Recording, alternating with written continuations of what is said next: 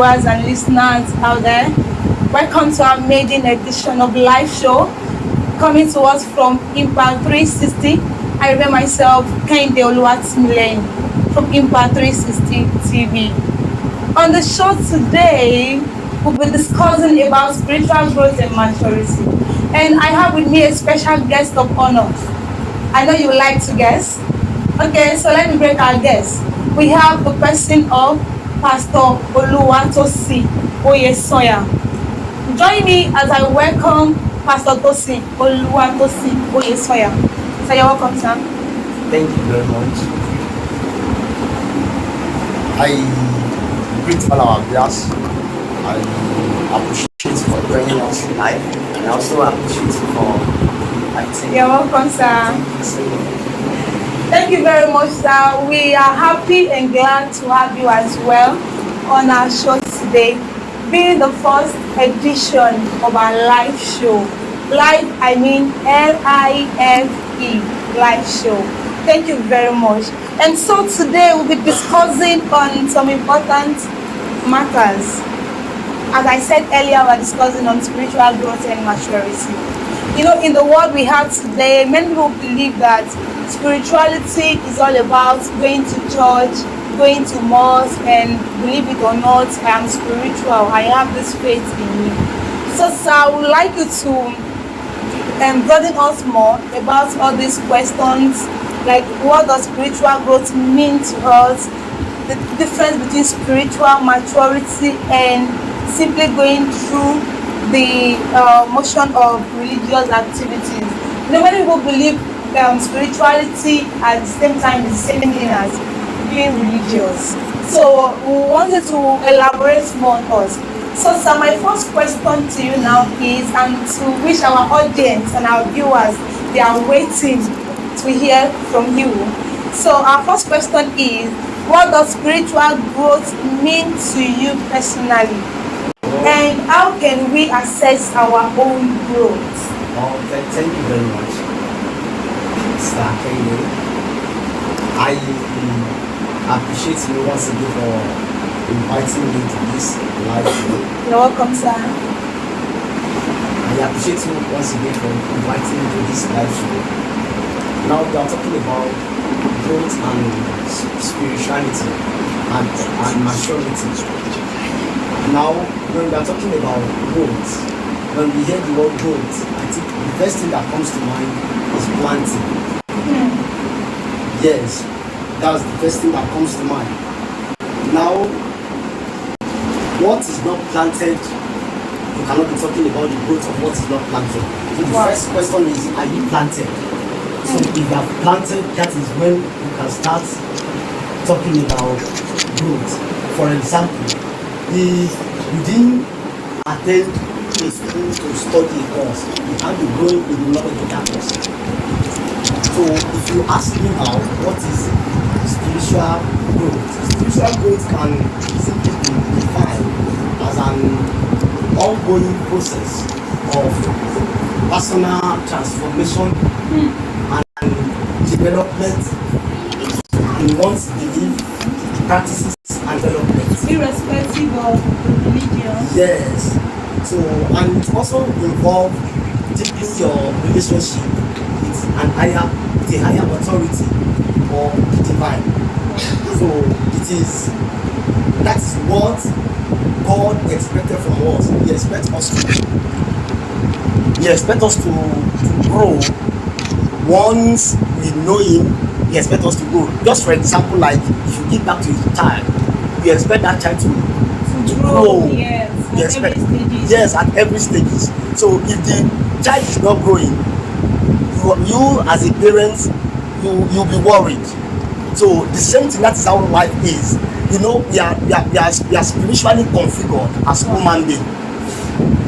Spiritually, God expected us to grow in understanding Him and in understanding life generally. So when you are grown spiritually, there's a way you handle life.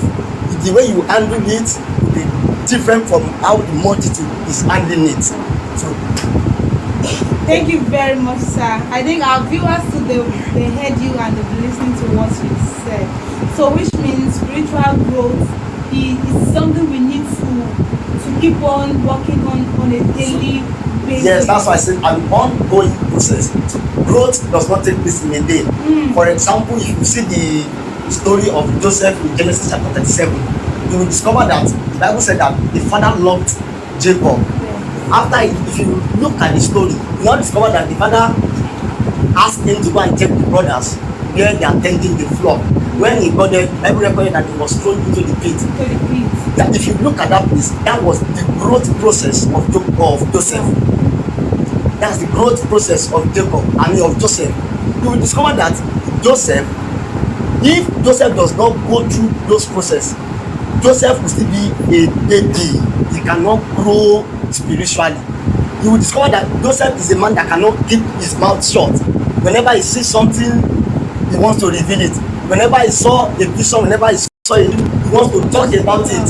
And you know, he doesn't know the kind of people that, doesn't study the kind of people he can reveal his secrets or his dream to. So from the story of Joseph, you can also look at, you should watch the kind of people you reveal your dream.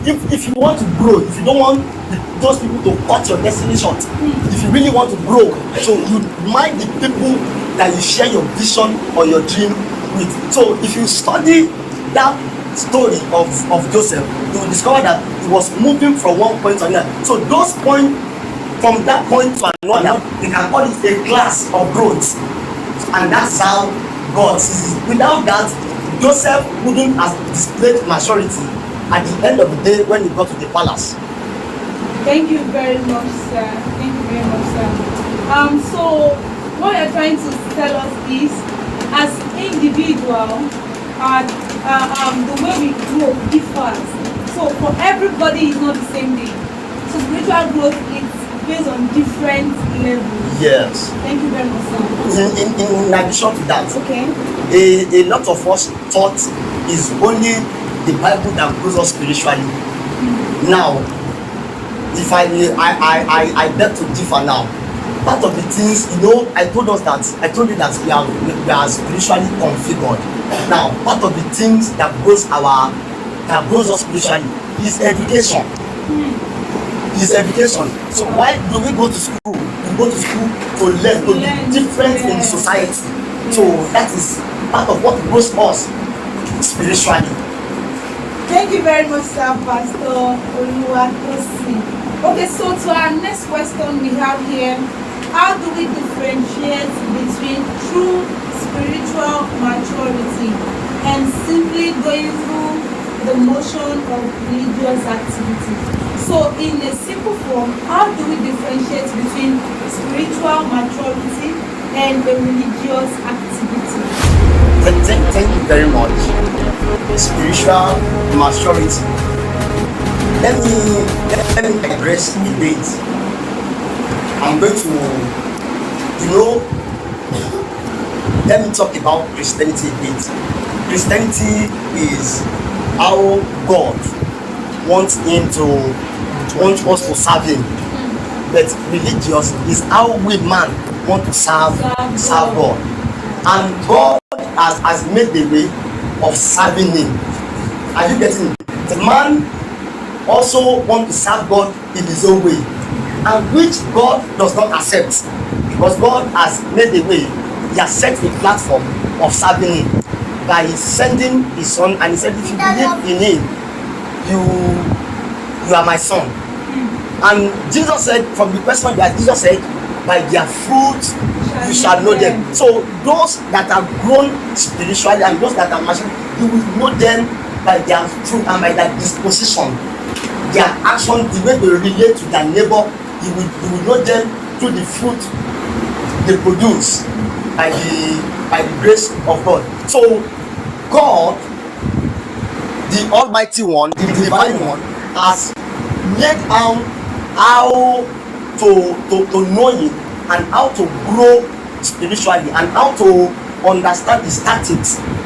So when you are grown spiritually, you find it easy to forgive. You find it easy to love. You find it easy to love your neighbor.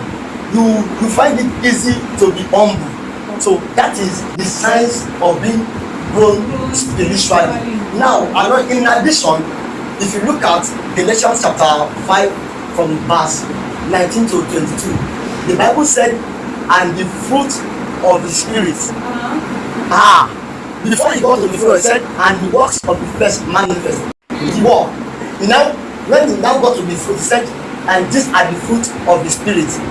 Works of the flesh, fruit of the Spirit. It means that the flesh does not have any fruit to produce. It is only the Spirit that has the fruit. So when we are talking about spirit and production of fruit, that what is not planted doesn't bring forth a fruit.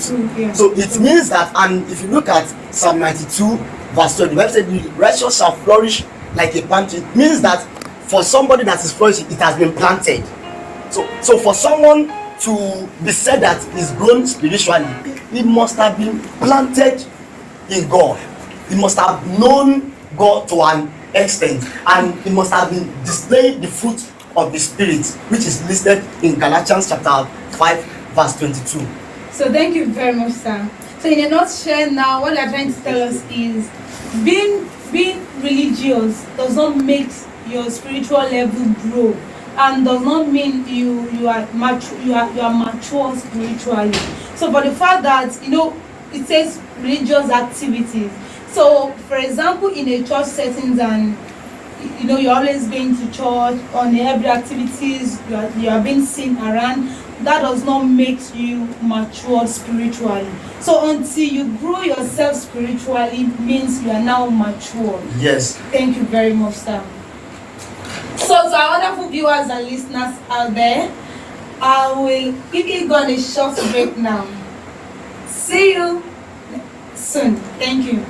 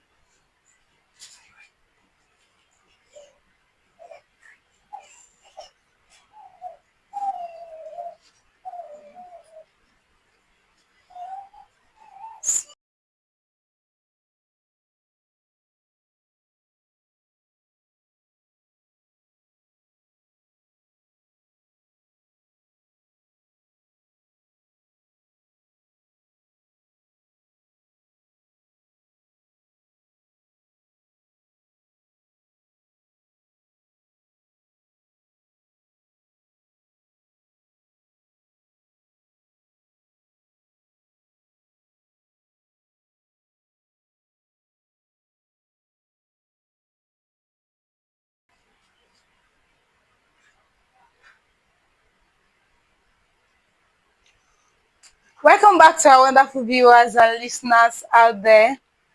So sorry for the short break in transmission, for the short break. Okay, so we'll be proceeding to our third question, Pastor Luatosin. How do humility and accountability contribute to spiritual growth?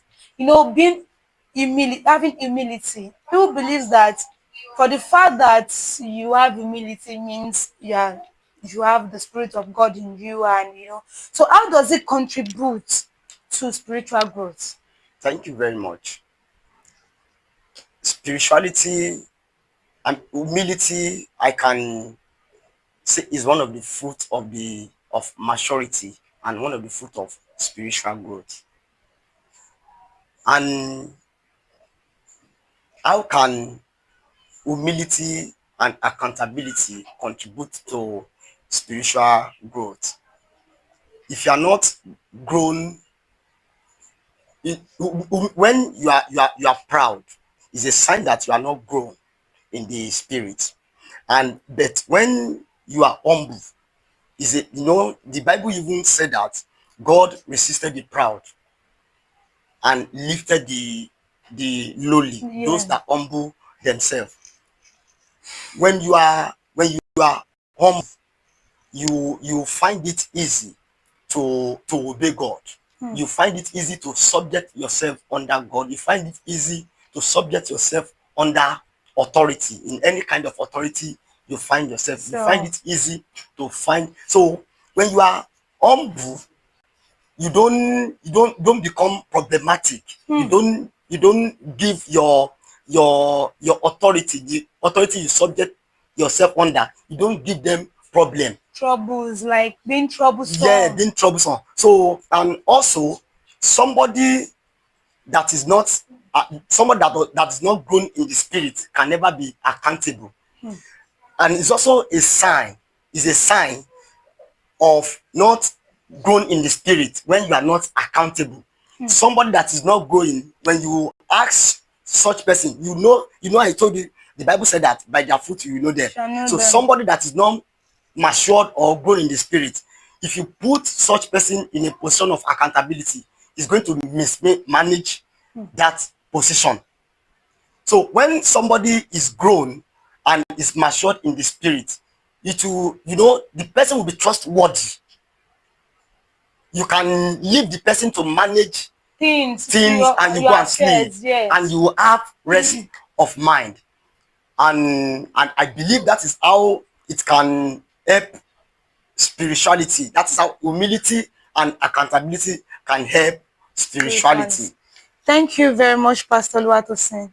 So we move to our next question. I believe our viewers and our listeners, they've understand what you just said, and with so far so good with what you've been explaining to us since, I believe they've understand about what it is to be spiritual and also the maturity in spirituality. So move to our fourth question.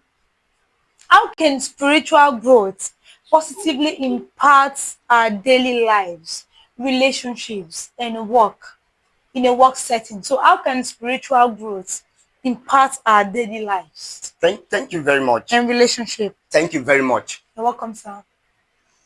I told us one of the signs of being grown in the spirit is love. Now, how does that impact our daily lives and relationship? When you have love within you, you exude it to everyone around. Everyone, it will show. It is not what you can hide. It will show everywhere I go.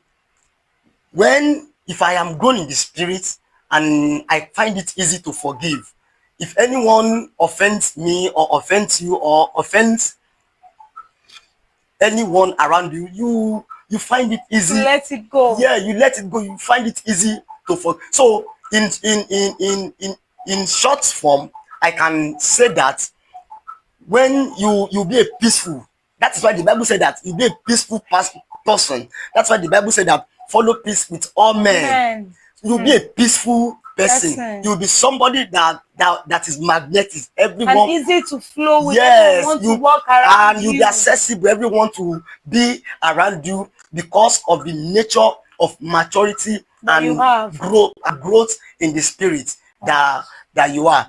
And I also want to add this. It is one of the challenges we are having in our society today is that a lot of our are not grown in the spirit, are not matured. You see a leader that doesn't want the subordinate To to grow. grow. You see a leader blocking the progress of the subordinates. So they only tend to have them clear at the top. Exactly. So when you are grown spiritually and you are matured, you also grow people. You grow people. You give them access to the top. You open doors for them. Are you getting me? You open door for them. The life of a man is also measured by how much you help, not the people you destroyed. That is the one of the greatest sign of spiritual growth, giving people access to greater destiny, to greater opportunity. So when you are forgiving, when you are humble, when you are loving, this can impact our daily life, and it will make people to surround you. They want to move close to you. They want to share what they are going through. They want to share with you. And also another sign of maturity is breathing of tongue. You know, the Bible said we should be swift to hear and slow to speak. Yeah. People find people that talks too much. They find them as people that can just expose you when you share secret with them. So that is one of the signs of spiritual maturity, being able to bridle your tongue and being able to conceal secrets. So God bless you, man. Thank you very much, Sam. In the world we are today, so in the aspect of relationship, people tend to believe that spirituality has nothing to do with relationship. They believe that relationship is between you and your partner or whosoever you are dealing with. You don't have anything to do with being spiritual, or I'm a Christian, or I'm a Muslim, or that ways. So can you broaden our thoughts more about that, about relationship and relating it to spirituality? Is it that there are two different things, or is it that these two things tend to work together for them to have a good or a successful? Because the marriage we have in the world today, so many marriage, we have a lot of broken homes. So can we say it's because they don't believe in God, or should we say because they are not spiritually they are not sensitively inclined about spiritual things or things of God? So how should we relate that? Thank you very much. I love the aspects we are going now. Let me delve into this by saying this, that the success of every relationship or every marriage depends on getting the God choice. It is not just about random picking. Yes, getting the God choice. Now, naturally, every human being, we have a beast within us. Every human being, we have a beast within us. And if God is going to give you his choice, that beast, God will have worked on it or remove it before he gives it to you. To you. Are you getting it? But if you didn't allow God to work on that person and you just pick the person, pick him or her randomly, the result you get is fire. The result you get is trouble. So spiritually plays a vital role in relationship. Now, who is the father of the spirit? It is God. In relationship, when you have relationship with somebody, the first thing, the way you relate to that person and the way you handle that person is, first of all, you relate that person according to your level of fear of God. Are you getting it? So if you don't have fear of God, there's no way you can treat your neighbor well. There's no way you can treat your partner well. So the fear of God, when you fear God, it will be difficult for you to harm your neighbor. But somebody that doesn't have fear of God can do and undo, Yeah. can act, can misbehave, can do anyhow. Yeah. But if somebody that has fear of God, he knows that if he misbehave, God can deal with such person and God can discipline him. So for that kind of person, he knows that he has to undo the partner with care. He has to undo the partner with the fear of God. So since we are subject to God as a as somebody that is spiritual, it means that the experience of God that we have on ourselves, we are transferring it to our partner. What do I mean? God is loving. God is caring. God is one that wants to see your success.